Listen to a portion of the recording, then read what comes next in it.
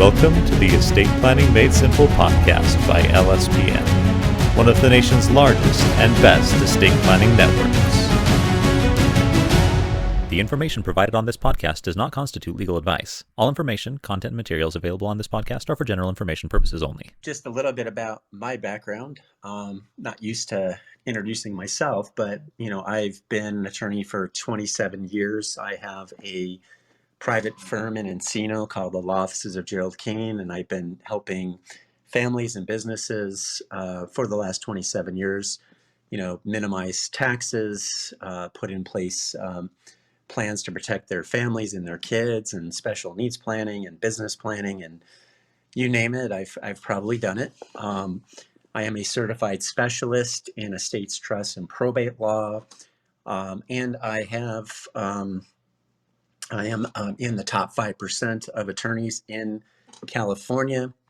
I'm the managing attorney for Southern California for our law firm Intervivos, which is based out of Utah, where I think we have approximately 100 attorneys in 26 states and 7 countries. And I've appeared on TV shows, and I have spoken at many different charities, including the Alzheimer's charity. I've spoken for Alzheimer's, epilepsy, Parkinson's. I do a lot of Medi-Cal planning and a lot of asset protection planning as well. So I've done a lot of speaking for them because I enjoy educating and I enjoy, getting information out that can help people. So today we're going to talk about, the importance of having an estate plan in place, hopefully prior to when you actually need it, which is one of the biggest problems people have, is that, they think that they're hopping on an airplane and that they, got to get an estate plan in place, or, sometimes something bad happens and that's when people finally do it. I was one of those people. I'll tell you my story in a minute. But today we're going to go through some of the real differences, between a will and a trust. And I'm going to help you understand why it's super essential to have a durable power of attorney in place for financial management, a healthcare power of attorney, and a medical privacy waiver. So believe it or not, 69% of Americans die without a will or any plan whatsoever. Shocking. Maybe you don't think you need a plan. Maybe you think I'm young and nothing's going to happen to me. But I'm going to tell you my own personal story. I was 37 years old when I found out that my first wife was diagnosed with terminal thyroid cancer. I ended up taking care of her for the next 3 years. She passed right on her 40th birthday. And, 2 little girls, one of them with special needs, which is why special needs planning is really near and dear to my heart. And I do a lot of special needs planning. And I think I'm a real expert in that area. So, I was one of those people who didn't have any plan in place, no will, no trust. And, I was able to scramble and get my wife to scribble out on a piece of paper, that she wanted to leave assets to me. And it was kind of a last ditch thing. But, luckily, she passed away and, there wasn't a major issue involved there, but there could have been had I not had a plan in place. And I did sit down and get my plan in place shortly after that, because then it became even more important to have a plan in place. So you have to do planning now, before you lose capacity, before you're too sick to be able to talk or write. And we're going to talk about, some things today that's going to give you an idea what happens if you don't plan and how to put a proper estate plan in place. So you're off at college, maybe they get injured, you're unable to communicate with them. They're 2,000 miles away across the country. The school won't communicate with you either because of medical privacy rules. And so you may find yourself, with your son or daughter who just got injured, they're in the hospital, you can't get any information, you're frustrated because the hospitals and doctors won't talk to you. So at 18, you need to have at a minimum in place a financial power of attorney, which allows somebody to manage your financial affairs and sign contracts on your behalf and tax returns and all kinds of things.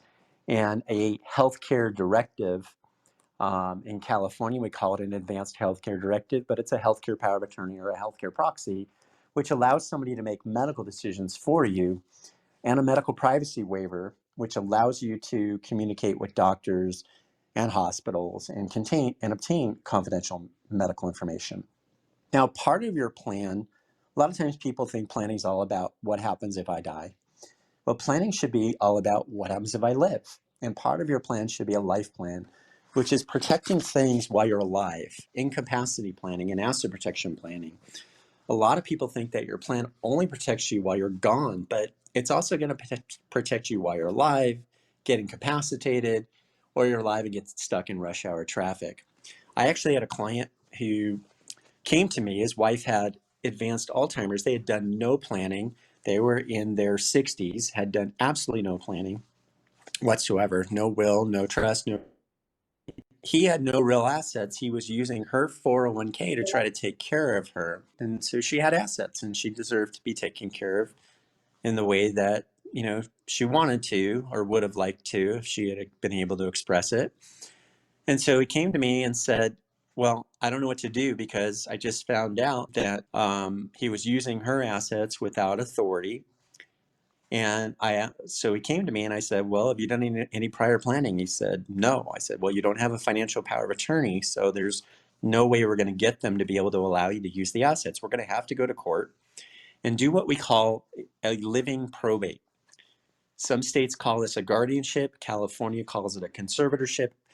Different states have different names for it, but basically what it means is the court takes over and you ask the court to be able to sign on your behalf, to be able to manage your affairs if you're unable to do so. So you're not in control, the court's in control, and they get to decide who this person's going to be, who's going to be managing your assets, who's going to be in charge, and you're going to have to do a regular accounting to the court. Well, we started getting this in place, and before we were able to get the husband appointed, he passed away. So now we had to go find a professional conservator because she had no family. Her only family was in Texas.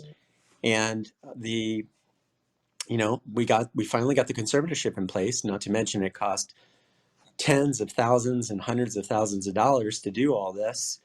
And we were concerned, well, what happens if she passes away? Her state's going to end up in probate, which we're going to talk about in a minute, is a process that's very time consuming and very expensive, costing up to 5% of your assets, and something also you want to avoid at all costs, the probate. So, there is a way. I don't recommend relying upon this, but there's a way you can ask the court to put in place a plan on her behalf and substitute the court's judgment for what she would have done. So we were going to actually put that process in place. And guess what happened? She passed away. So now we had to probate the estate. So the bottom line is, this ended up costing them hundreds of thousands of dollars in fees and costs and all kinds of things, and a big headache that they could have avoided had they just done planning as early as they possibly could. So again, every plan, you want to have a durable power of attorney, which is going to allow somebody to be able to manage things like your 401k if you're unable to do it, or sign contracts on your behalf, or complete a real estate transaction, or transfer assets into your trust if you have a trust. And not all powers of attorney are created the same. So a lot of times what the typical estate planning attorney does is they put provisions in a power of attorney that may prevent a elder law attorney such as myself to be able to do what we need to do. So, what I always say is, what is the difference between an estate planning attorney and an elder law attorney? Well, elder law attorneys do everything estate planning attorneys do, but estate planning attorneys don't do everything elder law attorneys do. We do different things. We do a lot more things. And there needs to be, especially in some states like California, you might want to have flexibility built into your power of attorney with special provisions that allow you to qualify for benefits like Medi-Cal, Medicaid, it's called in other states, or veterans benefits. And if you don't have provisions that say that you can specifically give away assets or create a trust on somebody's behalf, you can't do it. So don't try to do a power of attorney on your own. Don't try to pick one up in the bookstore. It may not be the right kind. It may not do what you want it to do. Again, you really want to make sure you do this kind of planning right and work with an attorney. A healthcare directive is going to allow somebody to make medical decisions for you. if you're unable to communicate and make those decisions on your own, and what kind of life support measures you might want. And a HIPAA directive, the Health Insurance Protection and Accountability Act, which prevents people from talking to doctors and hospitals. This is a HIPAA medical waiver, which will allow you to have access to that information. And as part of your plan, you're going to want to have a will or a trust. So your estate plan needs to include a transfer plan that's going to allow for the smooth transfer of your estate, your assets, avoid conflicts between family members, minimize taxes, and avoid probate. So first of all, you need to understand, what is an estate? An estate is everything you own and everything you control. So some people think they don't need to do estate planning because they don't have an estate. Well, first of all, what I usually find is that people who are under 50 will typically greatly exaggerate the size of their estate, whereas people under 50 tend to underestimate the size of your estate. But when you include everything you own and everything you control, and by the way, your estate includes the death benefits on life insurance proceeds. So life insurance is free from income taxes, but it's not free from estate taxes. So when you add all this up, you might have a larger estate than you actually think you have. And so it's important to try to sit down and figure out what is your estate for tax reasons and other reasons, and also to make sure that everything is coordinated properly together. So an estate plan is planning to designate who's going to receive your assets. It's a plan to minimize legal fees and court involvement and taxes. Why do people do estate planning at all? Well, the biggest reason we've already talked about, it's to avoid both death probate and living probate. So we've talked about living probate, which is you lose capacity. And another way to think about living probate, by the way, is if you want to sell your house, what do? You sign your name. But let's say you own your property jointly with your spouse and one of you loses capacity. Well, guess what? You're not going to be able to sell or refinance or do anything with that house unless you have a power of attorney in place or a living trust, which would allow for management. And again, you're going to have to go to court and petition the court to become your spouse's guardian or conservator, which is expensive, costing $5,000 to $10,000 to start, and then there's ongoing accountings to the court. So people do it to avoid also the death probate. And probate is the court process which people want to avoid at all costs because it costs up to 5% of your estate in legal fees, executor fees, filing fees, bond premiums, and other costs. I'm handling dozens of probates right now, and, it's gotten more expensive because now you have to have a filing fee when you open the estate and when you close the estate. You may have to post a bond, which is basically an insurance policy that you're not going to run away with the estate assets. And this process can take, 12 to 16 months on average. At least that's how long it takes in California, but that's the national average is as much as 18 months. So your assets are tied up for 18 months in this court process. You don't really have control. Your heirs, who, you might be managing the estate on behalf of others, are wondering why this process is taking so long. And all you can do is explain to them, well, there's certain waiting periods. We have to notify creditors. We have to go through this whole lengthy process. And there's nothing I can do. My hands are tied. Well, I like to think of probate as nothing more than a lawsuit that you file against yourself with your own money for the benefit of your creditors. Because nobody, and I mean nobody, has to go through probate if they choose not to. It's voluntary. And if you put in place the proper plan, you're not going to have to go through probate.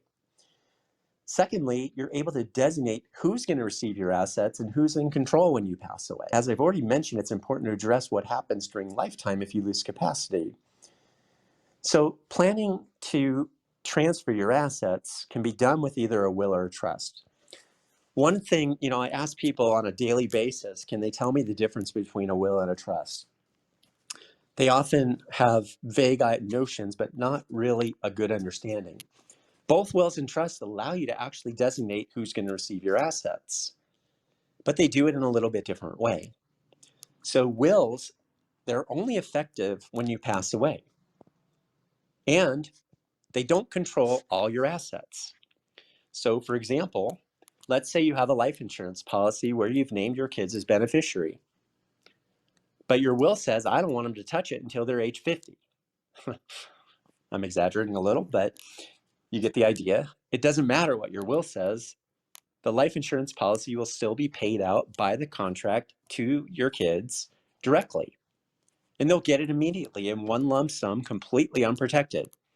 Now, if they're under 18, guess what happens? That's going to be brought back into the probate process because minors can't manage assets. So now it's brought back into the probate process, and then they get everything at 18, completely unprotected. So if they become a doctor, a lawyer, a real estate developer, just plain get sued, those assets could be lost, or they file bankruptcy, or they go through a divorce. Well, guess what? You can design a plan in a way that can protect your kids and your grandkids and your great grandkids. Design a plan that will protect your family for multiple generations. And, I probably do about 70 to 80% of my plans this way because the law basically makes it difficult for you to protect your own assets, but assets that you leave behind for somebody else, it's easy to protect them for them. And you can create a legacy. And if it's your desire that you want to keep the assets in the family for multiple generations, then you can do that. You can ensure that that happens. So what are the advantages of a will? Well, a will is going to allow you to name an executor who's going to manage the estate. It's going to allow you to name beneficiaries.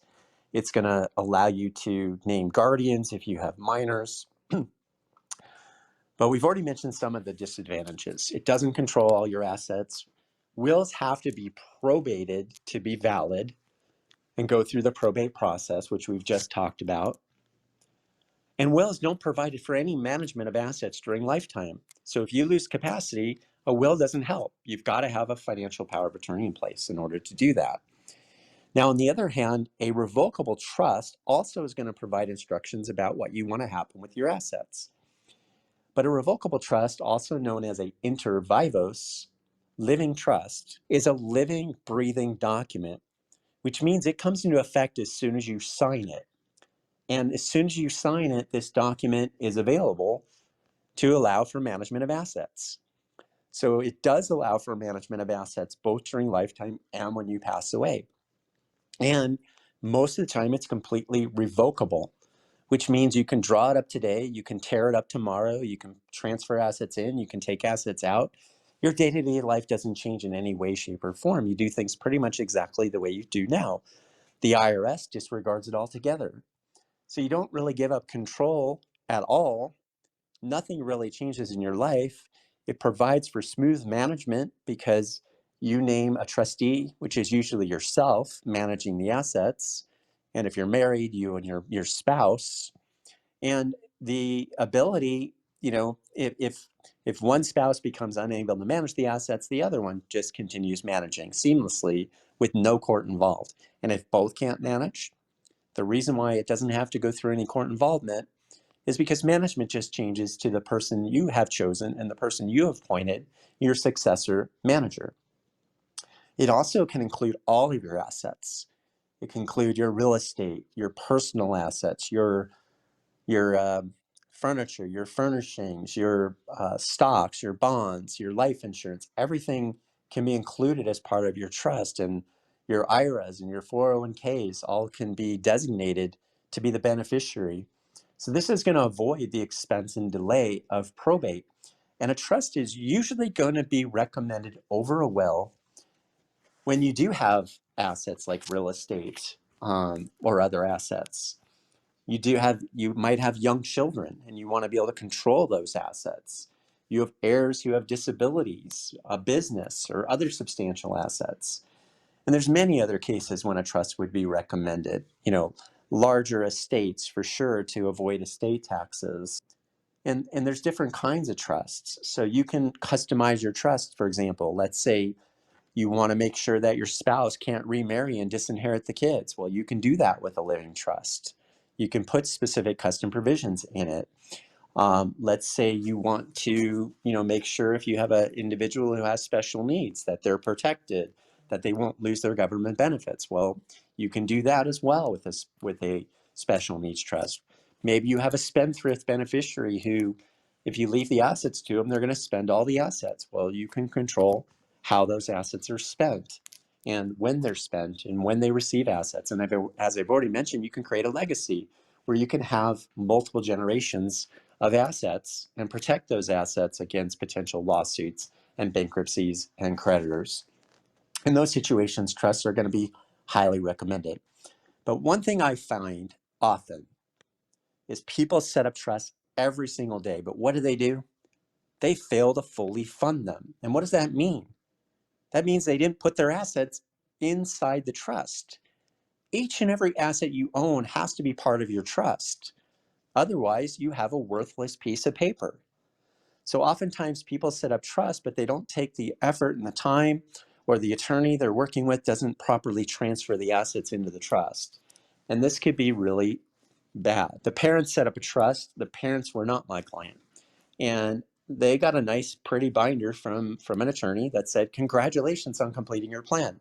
Now go transfer your assets into the trust.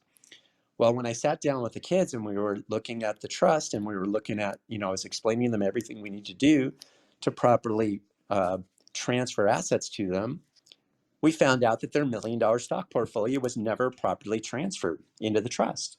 So I unfortunately had to give these kids the bad news that even though they had a trust, we're still going to have to probate this $1 million stock portfolio. And it's going to be tied up in the court process for about a year. And it's going to cost, somewhere in the neighborhood of $30,000 to $50,000 in legal fees and filing fees and other costs. They weren't very happy. So the important thing to know, and if you don't remember anything I've told you today, make sure if you do set up a trust that you do properly transfer all of your assets into it. A trust can also do things like ensure people don't fight over your personal assets. Even in Robin Williams, when he passed away, guess what they were fighting over? They were fighting over who should get his famous suspenders from the Mork and Mindy show. So you want to make sure that your trust does everything that you want it to do, and we can definitely help you with that. Make sure that you have a proper plan in place. Now, if you'd like to reach out to me directly, you can always reach me on my personal cell phone at 818-405-8055. I'll be happy to answer any questions you have anytime and love to sit down with you, meet with you, take a look at what your needs are. And I'll open it up for questions. And Angelina said something about it. It happens when someone fails to put their bank accounts in the trust. Yes, Angelina, if you fail to transfer your assets, including bank accounts, potentially those assets could end up in the court. Now, if you've bypassed it by having beneficiaries, as long as those beneficiaries survive, then, it may not end up in the court process. But when you do set up a trust, it's best to make sure that everything is titled properly and coordinated with your trust. And that way you don't have to rely on different beneficiaries for different things and trying to keep up with it. And oftentimes I'll ask people, did you name a beneficiary on an account? And they can't remember because they opened it 10 years ago, or it's not keeping up with the change in their life because they've had additional kids or this and that. So it's best to have it, everything properly coordinated with your trust and allow the trust to transfer the assets. This has been Estate Planning Made Simple, a podcast by LSPN. Join us next week on Clubhouse and on all major podcasting platforms.